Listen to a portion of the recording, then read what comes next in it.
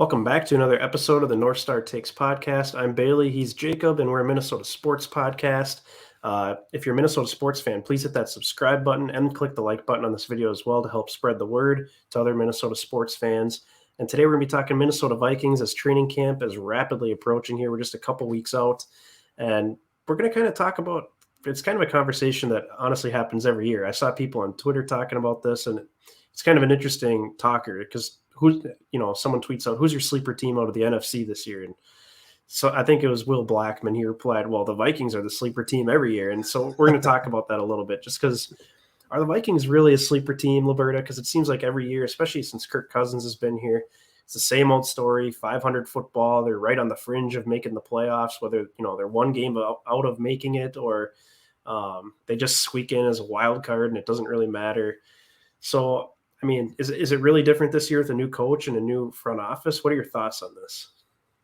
I think there is a pathway to it. I would say yeah, I know. There is a pathway, but yes. I think there is a reality out there where you can kind of piece it together and find some idea of how the Vikings could emerge as like a legitimate Super Bowl contender, at least heavy NFC contender. And I think what that looks like really is the idea you're bringing back most of the same team. So you're kind of controlling the variables there where you feel like the talent is pretty good. I feel like the Vikings have always regarded as having some really high quality players at some premium positions, like for instance, wide receiver, and just having leaders on both sides of the ball where it feels like there could be more there that we just didn't get out of them because of what ownership must think is the coaching staff. So we got our new general manager, Kwesi Adofo-Mensah. Then we got our new head coach, KOC.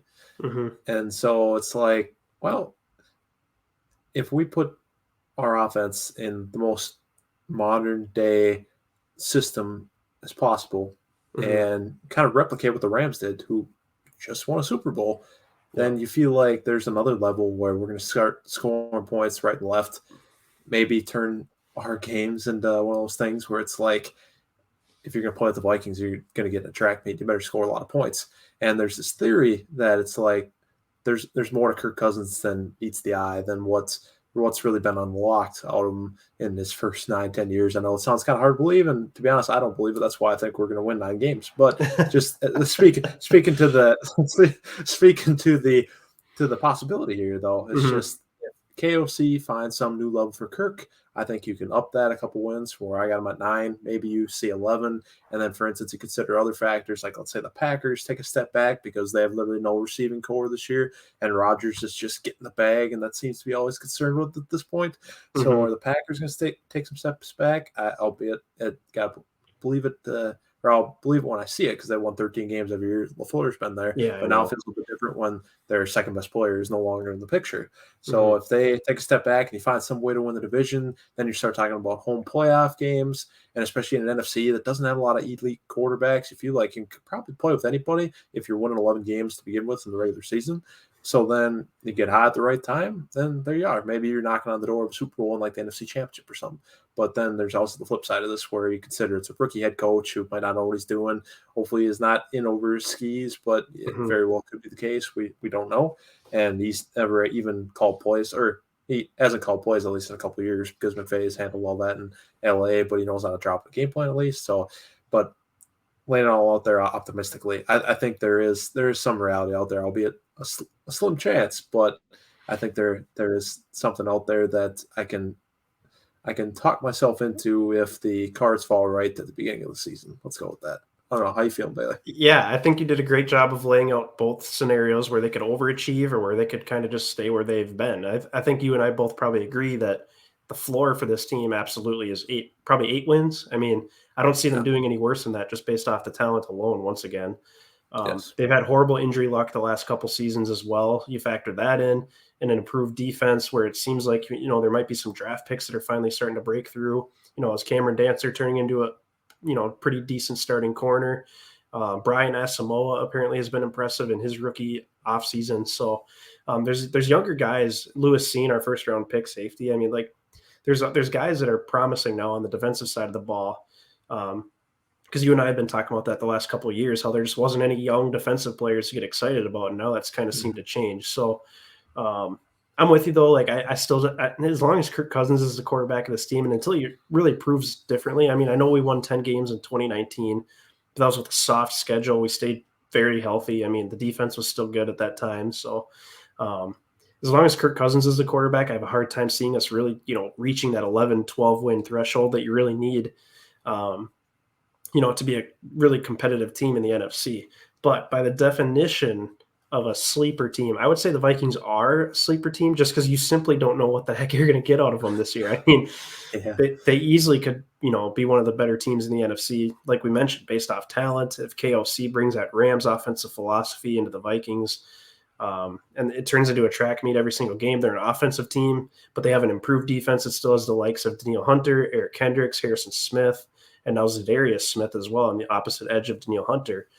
And it's a complex scheme from the sounds of it too. Ed Donatel is going to be kind of running an interesting scheme that kind of changes the looks and disguises things and all sorts of interesting stuff. And I know it's all just talk because it's the off season and no one's going to really know until the lights come on in September. But I don't know. I think by definition they're a sleeper team, but do I have the faith that they can like be a true contender? I think that's still very much up in the air because I need to see that Dalvin Cook can stay healthy for, basically the entire season. He's done a good job of that the last 2 years, but that hasn't really translated to us winning football games. Kirk Cousins never misses games unless he gets COVID. And then, Justin Jefferson obviously is a stud. And the receiving core, if you, throw in Irv Smith as well, looks really good. So I think it's really just going to come down to late game scenarios, end of half scenarios, and just the improvement of the defense as well. So by definition, I think they're a sleeper team, but do I think they're a true contender? I think that remains to be seen. Yeah, I'm with you step for step there. I think you perfectly summarized that, where it's like, we'll believe when we see it, but Mm-hmm. there's a possibility out there, and I think kind of going back to the whole Sean McVay thing and what the Rams did and what hopefully KOC is bringing in here. If KOC really is the second coming of Sean McVay, then man, we're in business. Because think about Sean McVay, he got way more of that Rams team Yeah. like right away in year one when he stepped in there after Jeff Fisher got fired. It's like, oh man, this Rams team is a disaster. But then he comes into year one, they won 11 games and they're in the Yep. playoffs. So it's like, well, this guy can coach, and if KOC kind of feels like he's along the same lines or along the same track, then man, maybe we will get a couple more wins than we expect out of this team. And then again, yeah, I think I can't put enough importance on winning the division and getting past Green Bay somehow if this is going to really come together and playing home playoff games because it's Mm-hmm. really hard to string together three road playoff wins in a row to Yes. get to go all the way. So yeah, I think you'll have to really stack up with Green Bay well right away. I mean, no better opportunity than in Week 1 when you play them at home. So Mm-hmm. I think that'll be a really a.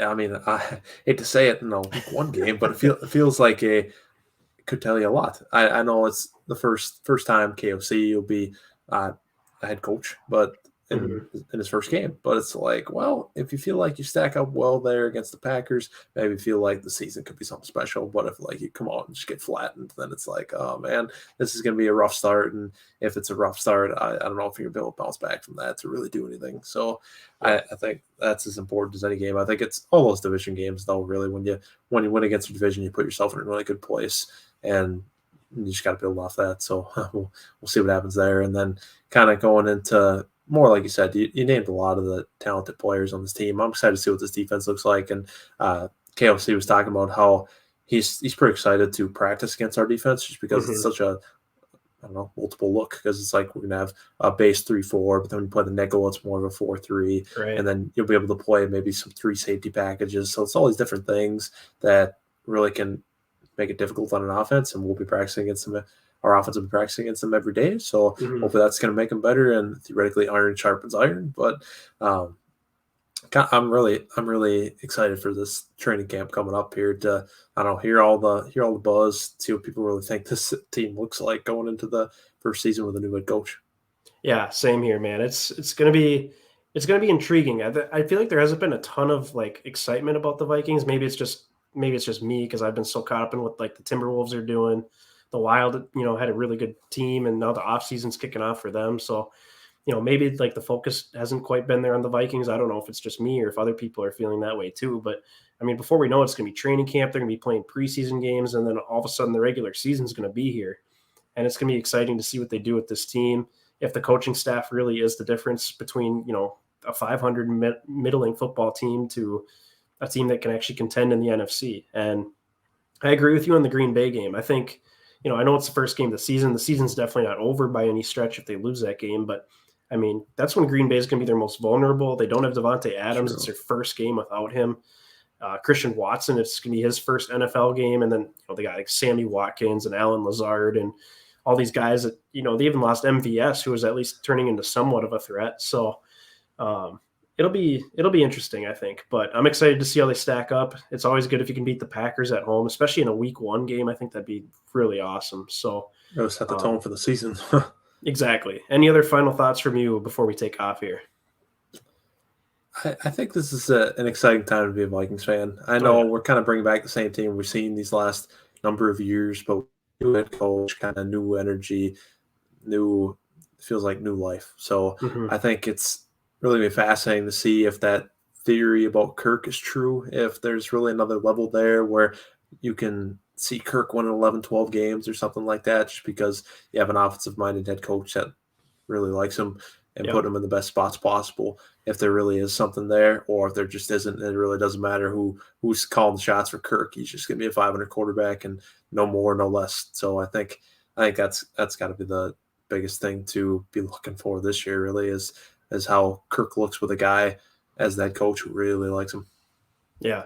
It always comes back to Kirk Cousins, man, the most polarizing figure in Minnesota sports. But that will do it for this edition of the North Star Takes podcast. Please click the like button on this video and subscribe to the channel.